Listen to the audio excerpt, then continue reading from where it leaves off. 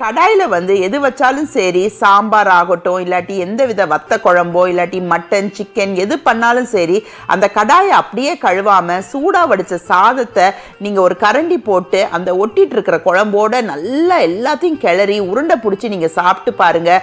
நீங்கள் உங்கள் வீட்டில் உள்ள குழந்தைங்களுக்கு எல்லாருக்கும் கொடுத்து பாருங்கள். அது அவ்வளோ ஒரு டெலிஷியஸாக இருக்கும்.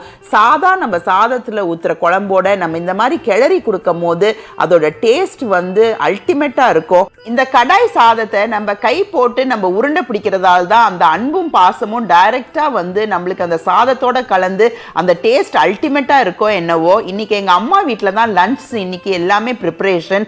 எங்க அம்மா இன்னைக்கு ஒரு ரசம் பண்ணியிருந்தாங்க. நெல்லிக்காய் இடிச்சு போட்டு மிளகு பூண்டு எல்லாம் இடிச்சு அதை வறுத்து அந்த ரசம் பண்ணியிருந்தாங்க. இந்த நெல்லிக்காய் ரசத்தை ஒரு நாள் கண்டிப்பா நான் செஞ்சு காமிக்கிறேன். என்னுடைய சேனலை நீங்க சப்ஸ்கிரைப் பண்ணுங்க, வீடியோஸ் எல்லாம் லைக் பண்ணி ஷேர் பண்ணுங்க.